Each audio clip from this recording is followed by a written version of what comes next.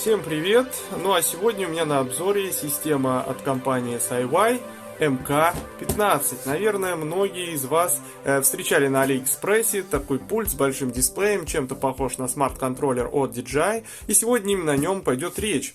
Вкратце, эта система предшественник системы HM30. И, вернее, я бы сказал, что система HM30, которую я обозревал почти год назад, это упрощенная версия системы MK15. Почему упрощенная, вы сейчас увидите, и я вам все расскажу. Итак, система поставляется у нас вот в таком вот тканевом кейсе. Никаких коробок нет, сразу кейс. Ну, понятное дело, здесь была транспортировочная упаковка. На мой взгляд, это довольно-таки удобно и практично. Сразу не нужно себе ничего докупать. Открываем и смотрим, что у нас здесь по комплектации. Начнем с верхнего кармашка. Сразу оговорюсь, что система существует в нескольких вариациях. Есть две основных вариации. Это система для агродронов и продвинутая система, Enterprise версия, скажем так. Ключевое различие между этими двумя версиями — это возможность передачи видео по HDMI. Она присутствует только в версии Enterprise. У меня версия Enterprise, поэтому здесь эта функция есть. Ну а в версии для агродронов там все немножечко упрощеннее. Ну и кроме этого, как заявляет производитель, версия для агродронов оптимизирована для работы на низкой высоте, а Enterprise вроде как оптимизирована больше для высотных полетов, хотя я лично не представляю, как это можно реализовать. Также версии отличаются наличием камеры и воздушного юнита. Я брал версию без камеры, но с воздушным юнитом МК-15. И вот он у меня в коробочке есть. Я думаю, он вам уже знаком по предыдущим обзорам. Это действительно тот же самый юнит. Единственное, у него здесь изменения по питанию. Если в HM30 у нас встроено питание внутри, его можно питать там, по-моему, до 4 или до 6S от батареи, то здесь у нас внешнее питание от 6S до 14S. Ну, забегая вперед, скажу, я успешно его питаю и от 4 банок через вот этот стабилизатор. Радиочасть там вся абсолютно идентичная, и все порты здесь тоже одинаковые. Поэтому, если вы забыли, посмотрите, пожалуйста, мой обзор по HM30. Там я подробно о нем рассказывал. Также в комплекте у нас здесь есть некий набор проводов, зарядное устройство, кабель Type-C. Ну, в общем-то, комплектация очень похожа по проводам на HM30. Ну, еще здесь ряд бумаг. А также я из кармашка вытащил две направленные антенны. Это те же самые антенны, что и в версии HM30. Я их, в принципе, практически не использовал, потому что они, довольно-таки слабые. Хотя эта система позиционируется всего лишь на 15 километров, в то время как HM30 заявляют до 30. Но на самом деле, я думаю, они абсолютно ничем не отличаются. Просто вы систему HM30 можете поставить на штатив, подключить большую антенну, подключить антенный трекер, и будет как бы лучше работать. А здесь у нас все как бы на руках. Хотя по тестам самой компании SiWi, они летали на вот этой вот МК-15, по-моему, на 25 километров. Ах, да, упустил момент. Вот еще такие плоские антенны, такие же, как и на пульте, для воздушного юнита есть в комплекте, как и в случае с HM30.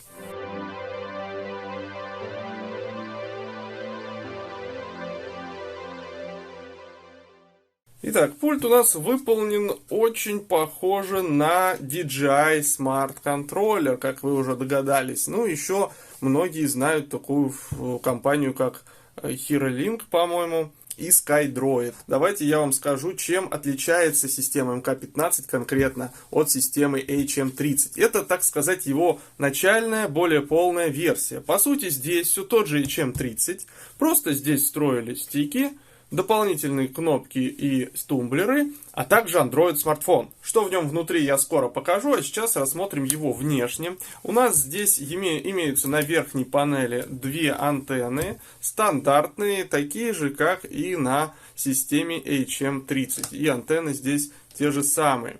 Забегая вперед, скажу, что передающий модуль там абсолютно такой же, как и в воздушных юнитах, и в HM30, и в МК-15, то есть и в наземке HM30. Все это у них на одной и той же базе сделано. Вот здесь вот под заглушкой у нас скрывается порт HDMI, есть у нас UART порт здесь и порт USB тип A для подключения внешних носителей. Ну, HDMI, я думаю, понятен, а через UART порт можно вывести здесь телеметрию, например, для РТК-станции, как пишут в инструкции. Кроме того, у нас здесь есть обычные трехпозиционные тумблеры, прорезиненные. Всем они знакомы, особенно хоббистам, моделистам.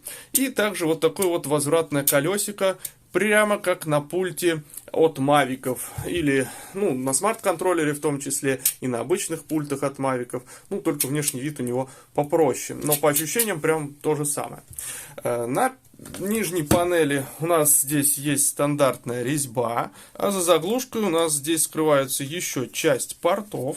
Это USB тип C для зарядки, то есть он предназначен только для зарядки. Далее есть порт для обновления программного обеспечения, UART тоже порт, а также разъем для сим-карты. Это же у нас Android смартфон, поэтому сим-карта здесь тоже предусмотрена. И разъем для съемной SD, вернее microSD карточки. Кроме этого мы здесь видим отверстие динамиков, но забегая вперед скажу, что здесь только с одной стороны динамик. Что у нас спереди? У нас здесь обычные два стика с такой вот резиновой накладочкой. Стики у нас подпружинены. Далее между стиками у нас расположены светодиоды индикации. Вот эти 4 светодиода обозначают заряд батареи. То есть, если мы нажмем, они покажут, вот половина примерно заряжена. А это стандартный индикатор, такой же, как и на HM30. То есть, он в зависимости от последовательности цветов сигнализирует о том, в каком он состоянии. Вот эта центральная кнопка, это кнопка включения, а вот эти 4 кнопки, это кнопки радиоуправления. То есть, их можно назначить на любой канал пульта. А вот этот переключатель трехпозиционный тоже отвечает за управление. То есть из органов управления у нас 2 возвратных колесика, 2 трехпозиционных тумблера, 4 кнопки и вот такой вот трехпозиционный слайдер еще. И понятное дело, что 4 канала по 2 на стик. В задней части контроллера у нас здесь радиатор системы охлаждения. Вот этого вот модуля, радиомодуля, который используется везде, и наклеечка, соответственно. В целом, по ощущениям, пульт очень-очень добротно смотрится, он тяжелый. Он тяжелый из-за большого количества батарей, вы скоро это увидите. Единственное, вот эти вот накладочки как-то идут волной. Но это мелочи. Пульт действительно собран очень достойно и приятно лежит в руке.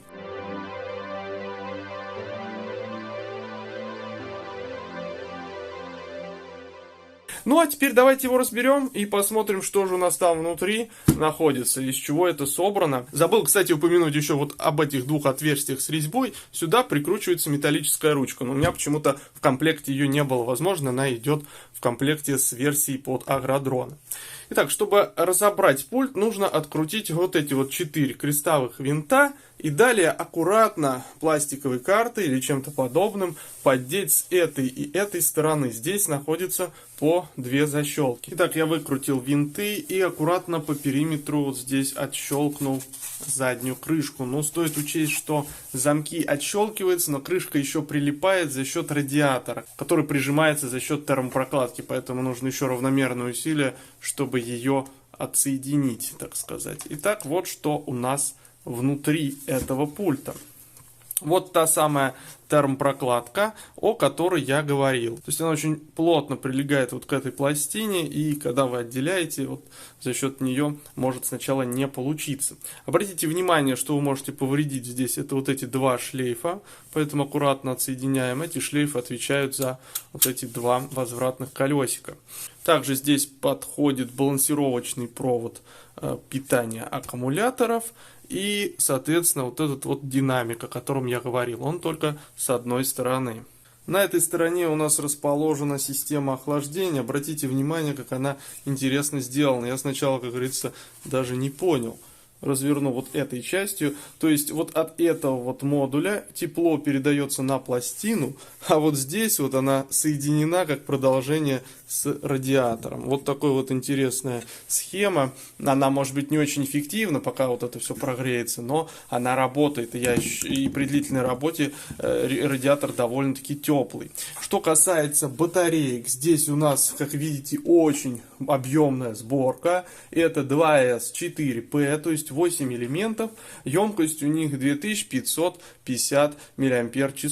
Соответственно, итоговая емкость у нас будет 10200 мАч. Работает оно очень долго. Я тестировал часа 4, наверное, и у меня разрядилось всего лишь на 20-25%. Теперь, что касается основной части платы.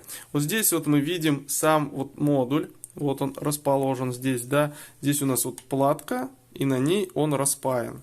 Я не буду термопрокладку отрывать, я вам покажу в процессе обзора, буду показывать все необходимые фотографии. То есть этот VC-модуль, он одинаковый везде, и на Unity, и в этом пульте, и в наземке HM30, там вот на фото видно. Все это одно и то же, на одной и той же базе сделано. Ну и от него и отходят вот те самые две антенны, они залиты клеем и на пигтейлах вот здесь вот выведены. Далее на основной плате у нас с вами находится достаточно много всего интересного. Я вижу здесь множество антенн. 1, 2, 3, 4. Они за что могут отвечать? Ну, насколько я понял, вот эта и эта антенна отвечают за связь 2G, 3G и 4G. То есть мобильную связь, вот их две двухдиапазонных антенны. Вот этот разъем подписан. Здесь у нас GPS, да, он тут присутствует. И вот это у нас антенна Wi-Fi Bluetooth. Вот она уходит.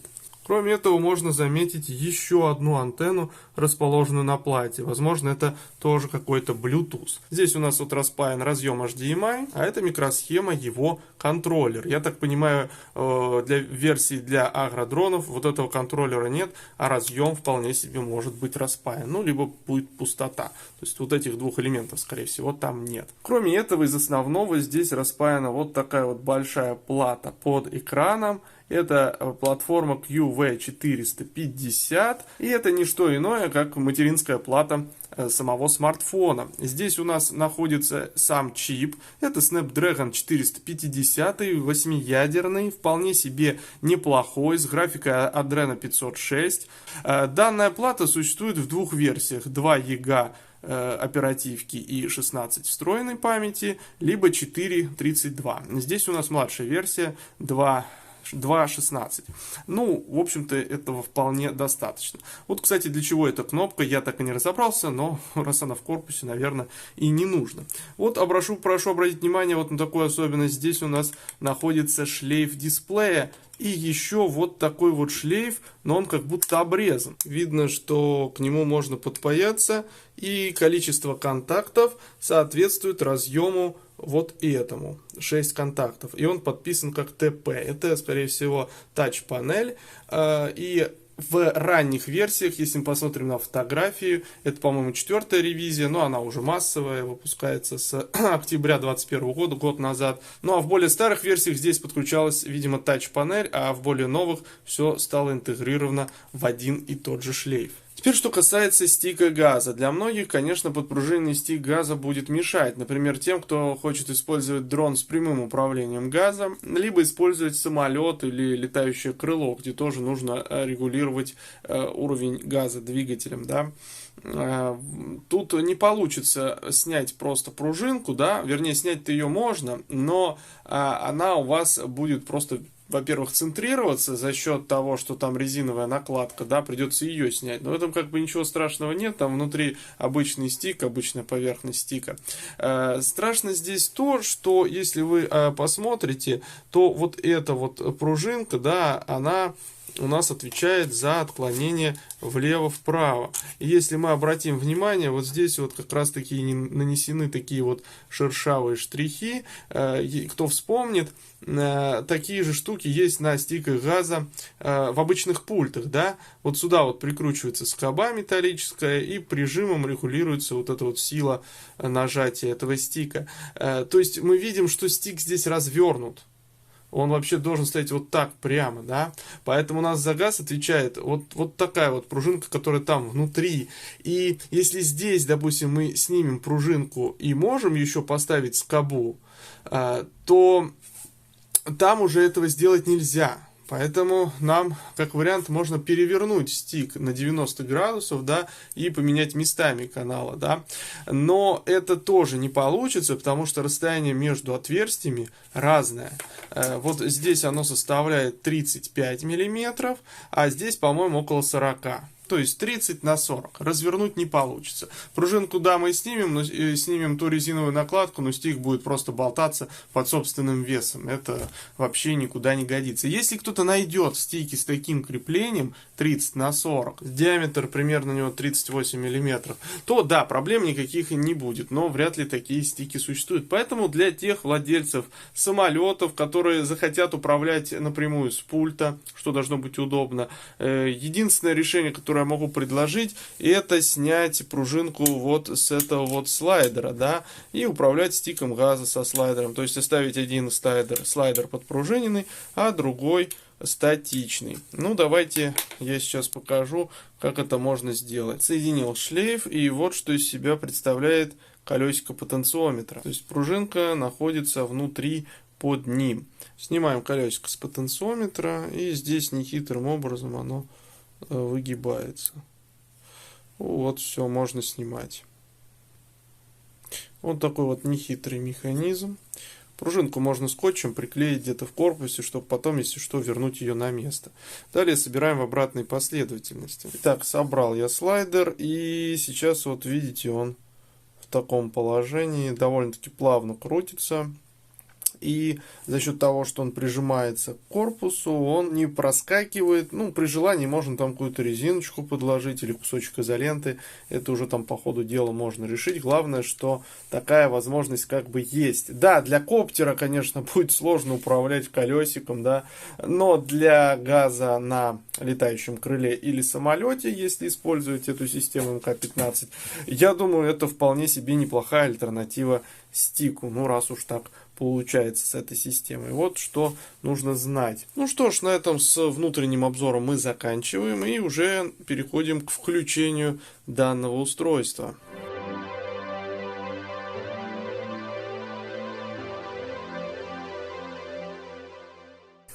Так, включается устройство точно так же, как и, допустим, коптер DJI или тот же HM30. Сначала короткое нажатие, а потом удерживаем длинное.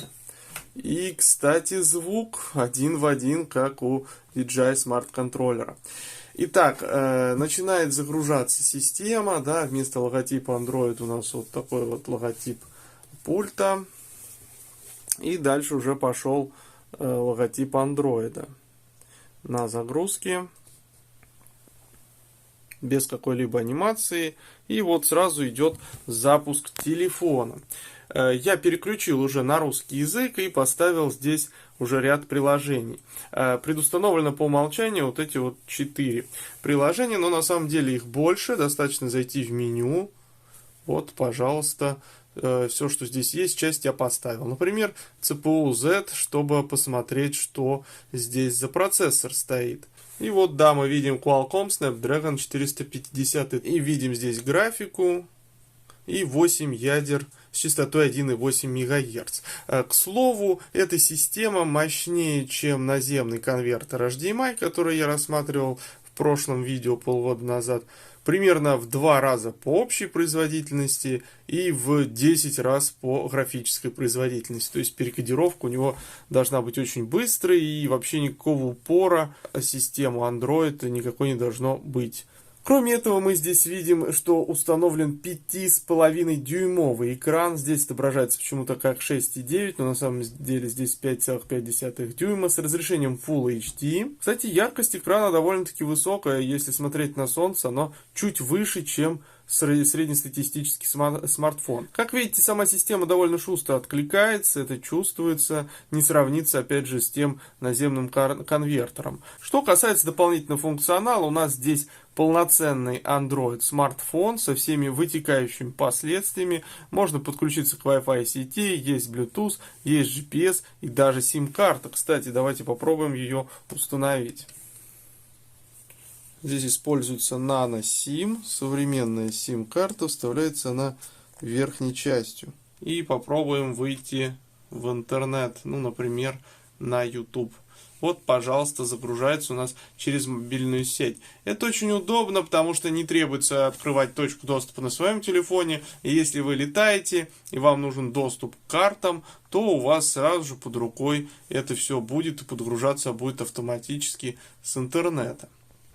Кроме того, тут есть, конечно, и телефон, можно позвонить, но есть один минус. В устройстве отсутствует микрофон, поэтому на громкой связи через динамик вы будете слышать собеседника, а собеседник, к сожалению, вас никак не услышит. Микрофон тут отсутствует. Но можно переписываться смс-ками хотя бы. Также можно установить приложение для записи экрана, что будет очень удобно при полете через приложение SiWi FPV. Ну, всем вам знакомо. Ну, в общем, основное, что я хочу этим всем сказать, что здесь полноценный стоит смартфон, и он вполне себе быстрый. Теперь немножечко расскажу о кнопках вот этих. Вот эти вот верхней кнопкой А и Б, к сожалению, вот здесь вот имеется, видите, на букве А засвет от вот красного индикатора. Это индикатор связи. А эти два, как я уже ранее говорил, индикация батареи, вот половину показывает. Если мы будем нажимать на кнопку А или Б, они у нас как бы кнопки с фиксацией, программной фиксацией. Так-то они механически не фиксируются, но программно как бы они будут выдавать сигнал на полную. Когда мы повторно на них нажмем, сигнал у них ПВМ будет там на нуле, ну в значении 1000, да, то есть 2000, 1000. А вот эти кнопки, они так называемые momentary, то есть моментальные, они работают так же, как механика, то есть нажал, и они сбрасываются. Это вот, то есть, касательно вот этих вот 4 кнопок. Это обычные каналы управления. Ну, трехпозиционник работает одинаково, тумблеры тоже. А вот эта вот кнопка включения, она играет роль кнопки как блокировки, да, то есть такой же, как на вашем смартфоне любом. То есть, если мы кратковременно нажмем, потухнет экран. Если мы снова нажмем, он зажжется. Если мы подержим, появится стандартное меню андроида, выключить, перезапустить и скриншот. Кстати, перезапуск не работает, пробовал, он просто выключается.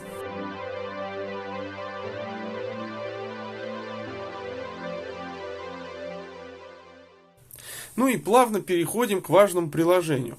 Это SiWi TX. Это приложение встроено в систему, удалить его нельзя, так же как и SiWi FPV.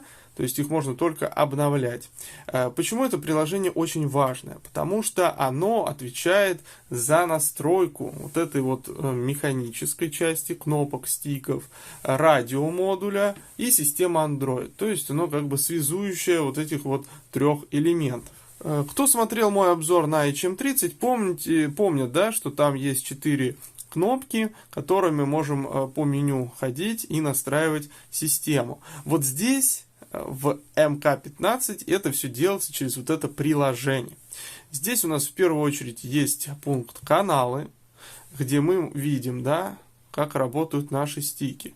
Очень все шустро откликается, и сами стики работают хорошо. Тут как бы проблем нет. Стики у нас на подшипниках, но, к сожалению, не на холлах, а на обычных потенциометрах. Но качество у них довольно хорошее. Далее ниже у нас здесь идут те самые кнопки. Так, они, по-моему, сильно ниже. Да, вот. Вот эта вот кнопка. Еще ниже у нас вот моментальные кнопки. Ну и также вот, соответственно, у нас вот это вот то, что я делал, да, под газ. И, соответственно, правый стик с фиксацией. Ну и куда же без тумблеров, они там выше. Вот они, стандартные трехпозиционные тумблеры. Это приложение очень гибко в плане настроек. Можно настроить каждый канал на любой из органов управления, то есть поменять легко местами просто. То есть если вам вдруг нужен этот тумблер на каком-то другом канале, вам не нужно там в автопилоте менять режим, да, а можно просто тут его поменять. Можно легко поставить реверс и задать конечные точки, и в том числе центральную, то есть вот 1500, 1950 и 1050. Это что касается настроек каналов. Дальше пункт Data Link. У нас тут есть пункт Connection, который отвечает за вывод телеметрии. На самом деле он довольно-таки сложный в плане понимания, потому что я читал инструкцию и до конца не понял, за что отвечает каждый из этих режимов. Ну, Bluetooth это понятно. UART это как бы понятно, верхний UART. Upgrade USB это на самом деле нижний UART порт. Почему его назвали USB, а не UART, я так и не понял. И USB-COM, я так понимаю, это USB Type-A. А что такое UDP? Где его взять? Его здесь из разъемов нет. Ну, в любом случае понятно, да, что если вам потребуется вывести телеметрию, у вас как минимум Bluetooth и UART с двух сторон доступен точно. Также здесь можно выбрать стандартно, под какой полетный контроллер нам выдавать телеметрию. Если вы используете что-то на базе Ардупилота, я рекомендую вот Customize ставить, как и здесь задано по умолчанию. Ну и, соответственно, скорость передачи данных также можно выбрать. Следующий пункт – система. Вот здесь у нас настраиваются основные параметры. Первая строчка frequency называется вообще неправильно, она отвечает за бинд. Почему ее назвали частота, я не знаю. По нажатии кнопки Start запускается процесс биндинга. И далее мы уже на Unity должны также кнопочку нажать. Ну, стандартная процедура, я это все рассказывал, когда обозревали HM30.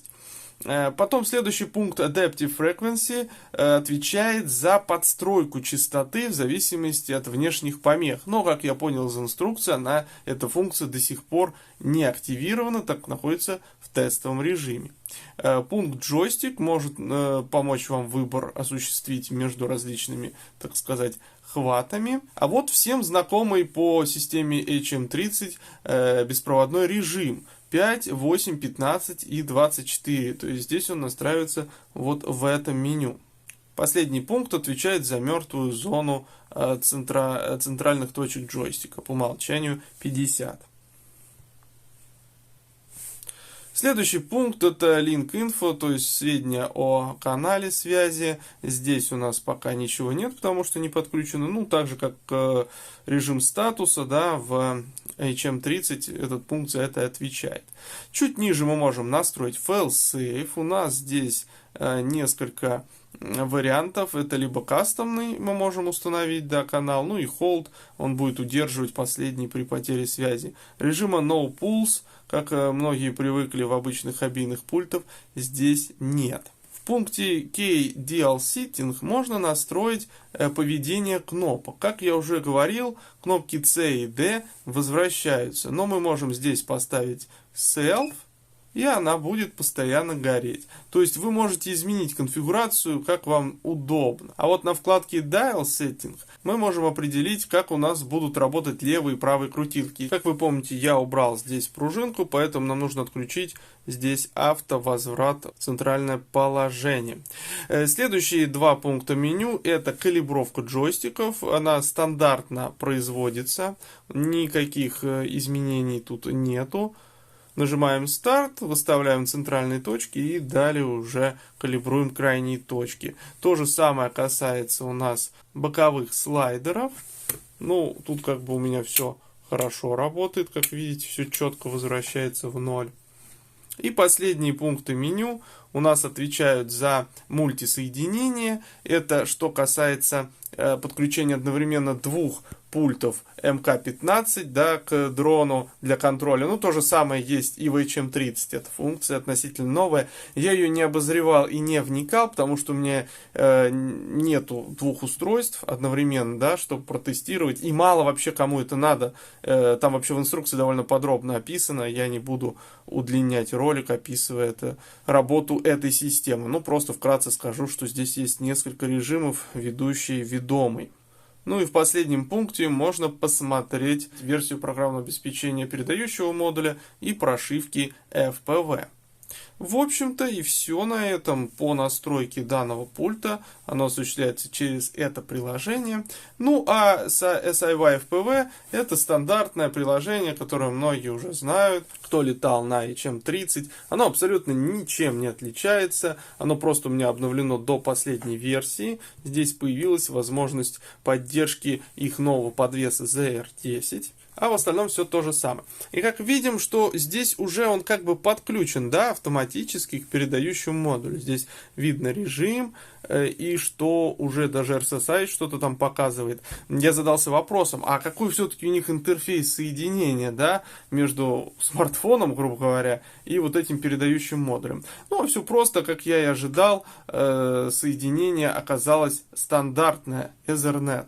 Если мы откроем настройки, то во вкладке «Сеть интернет» увидим пункт Ethernet, который сделан на базе OpenEthernet. Именно эта библиотека тоже интегрирована в HDMI конвертер наземный, да, где тоже Android стоит. И именно благодаря ему осуществляется связь. Вот сейчас мы его выключили, и если мы зайдем в приложение SIY FPV, то мы не увидим здесь строчки о том, что здесь есть какой-то режим, не увидим ни RSSI, ничего, то есть связи вот сейчас между смартфоном и вот тем модулем нет. Поэтому эту функцию отключать ни в коем случае нельзя. Здесь, кстати, мы видим все доступные адреса в сети. Это все те же шлюз 144.12, это шлюз МК-15.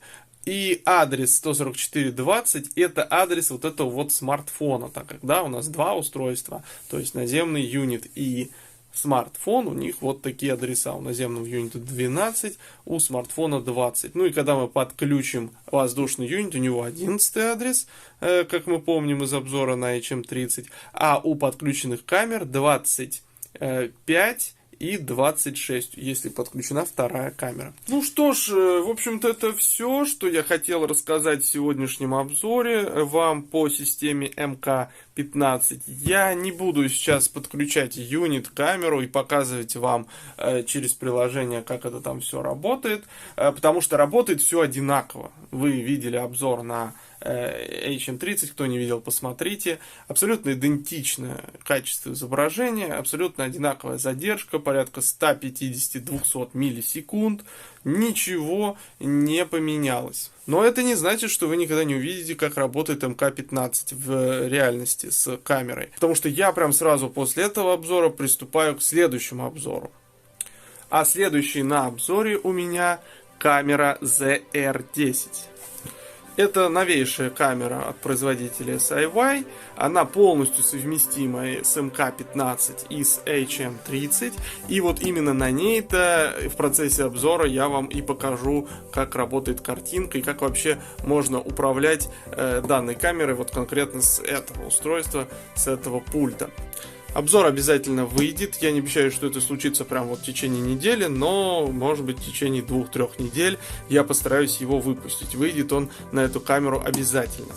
Ну а этот обзор у меня подошел к концу. Всем спасибо, кто досмотрел. Я читаю все ваши комментарии. Мне очень приятно, когда пишут слова благодарности, что я вот так подробно, скрупулезно разбираю каждый, пусть даже незначительный момент. Поэтому вот и в этом обзоре постарался примерно так же сделать. Ну, если вам понравилось или не понравилось, я это все в комментариях увижу. Ну, в общем, всем спасибо за просмотр. Ждите следующий обзор. Пока!